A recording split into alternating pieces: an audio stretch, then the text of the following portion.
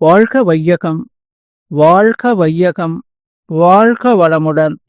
அருளாசன் அருள் தந்தை வேதாத்ரி மகரிஷி அவர்களும் ஒட்டுமொத்த மகான்களும் இறைநிலையும் என்னுள் சூக்குமமாக எழுந்தருளி இன்றைய நாள்காட்டி வரிகளுக்கான கவிவரிகளையும் அதற்கான விளக்கத்தையும் சிறப்பிக்க வேண்டுமாய் சங்கல்பம் மேற்கொள்கிறேன். அனைவரையும் பணிவோடு முதற்கண் வணங்கி ஆரம்பிக்கலாம் என்றிருக்கிறேன். அனைவருக்கும் இனிய காலை வணக்கம். வாழ்க வளமுடன். சாமிஜியினுடைய இன்றைய நாள்காட்டி வரிகள்: அகத்தவத்தால் இல்லறத்தை அன்பகமாய் மாற்றிடலாம் என்று சுவாமிஜி நமக்கு இந்த நாள்காட்டி வரிகள் கொடுத்திருக்காங்க. இதற்கான கவிதை வரிகள்: இல்லறத்தில் மெய்ஞானம் விளங்கி வாழ இயலாத காலம் ஒன்று இருந்ததுண்டு. இல்லறத்தை விட்டு பல துறவை நாடி எங்கெங்கோ சுற்றி அலைந்தார் அந்நாளில்.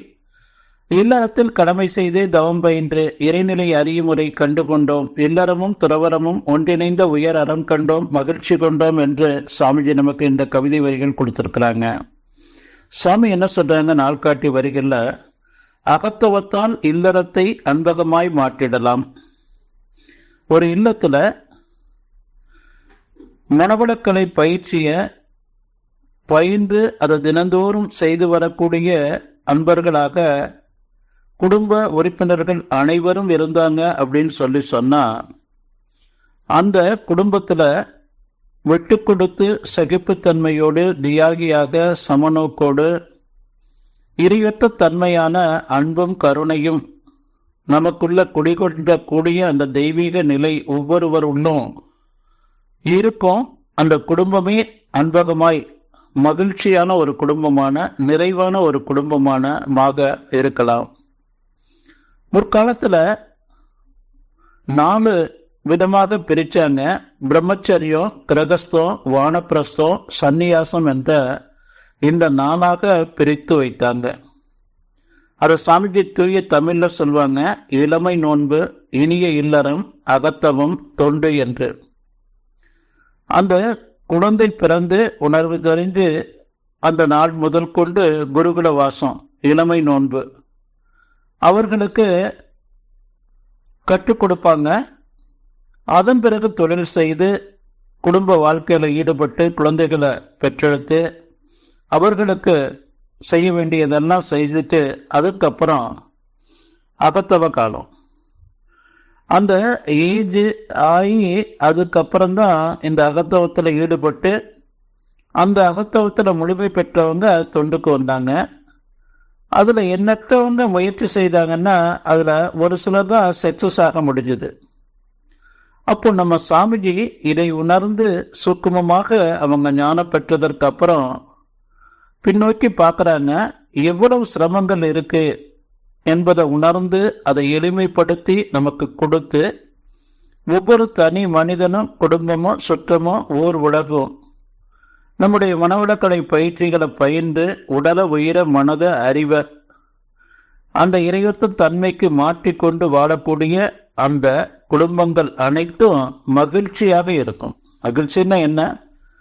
பிறர்கிட்ட குற்றம் குறை காணாத, தன் குற்றத்தை நீக்கக்கூடிய, தன்னிடம் உள்ள அந்த கலங்க பதிவுகளை போக்கிக் கொள்ளக்கூடிய அந்த ஒரு உயர்ந்த எண்ணம் ஒவ்வொருவருள்ளும் குடிகொள்ளும். அப்ப இதுதான் ஒரு மனிதனை முழு மனிதனாக மாற்றும். குடும்ப வாழ்க்கையில குடும்பத்தில் இருக்கக்கூடிய குடும்ப உறுப்பினர்களுக்கு எல்லாத்துக்கும் ஒரு மகிழ்ச்சியை கொடுக்கும். சாமிஜி ஒரு இல்லத்துக்கு போறாங்க அப்படின்னு சொன்னா வெளிநாட்டிலையும் சரி, இந்தியாவிலையும் சரி, எங்கு போனாலும் சூக்குமமா பார்ப்பாங்க. அந்த குடும்ப உறுப்பினர்கள் அனைவரும் பயிற்சிகளை தினந்தோறும் தொடர்ந்து செய்யக்கூடியவங்களா, நம்ம வேதாத்திரிய விளக்கங்களை உள்வாங்கி அவங்க கடைபிடித்து கொண்டு வாழக்கூடியவங்களா என்பதை சாமிஜி அகக்காட்சியை பார்த்து அது மாதிரி உள்ள இல்லங்கள்ல தான் சாமிஜி போய் தங்குவாங்க. சாமிஜி விரும்புறதெல்லாம் என்னன்னா, இந்த பயிற்சி செய்யக்கூடிய அன்பர்கள், தினந்தோறும் அதை தொடர்ந்து கடைபிடித்து வரக்கூடிய அன்பர்கள் சாமிஜி தங்கக்கூடிய இடங்கள்ல பல அன்பர்கள் அவங்கள சந்திக்க வருவாங்க. அப்ப எந்த சூழ்நிலையிலையும் அவங்களுக்கு தேவையானதை உபசரித்து அவங்கள வரவேற்று இன்முகத்தோடு சாமிஜியை சந்திச்சுட்டு போகக்கூடிய அந்த ஒரு வாய்ப்பு, அந்த முழுமையாக மனவளக்கலை பயிற்சி பெற்ற அதை தினந்தோறும் கடைபிடித்து வரக்கூடிய அன்பர்களுக்குள்ள குடிகொள்ளும் என்பதை அவங்க உணர்ந்தாங்க. எண்ணற்றவங்க பயிற்சி கற்றுருக்குறாங்க. ஆனால் அதை தொடர்ந்து செய்யாமல் இடையில அவங்க விட்டுட்டு மறுபடி அதை கண்டினியூ பண்ணுவாங்க. அது மாதிரி இல்லாமல் தொடர்ந்து நாம் இந்த அகத்தவ பயிற்சியை தினந்தோறும் செய்து மனவளக்கலையை நாமளும் வாழ்க்கையில் நிறைவு பெறுவோம். மற்றவர்களுக்கும் அந்த நிறைவான ஒரு பயிற்சியை கொடுத்து மகிழ்ச்சி அடைவோம் என்று சொல்லி நன்றியோடு நிறைவு செய்து கொண்ட இன்றைய சிந்தனையை வாழ்க வளமுடன், வாழ்க வளமுடன், வாழ்க வளம்.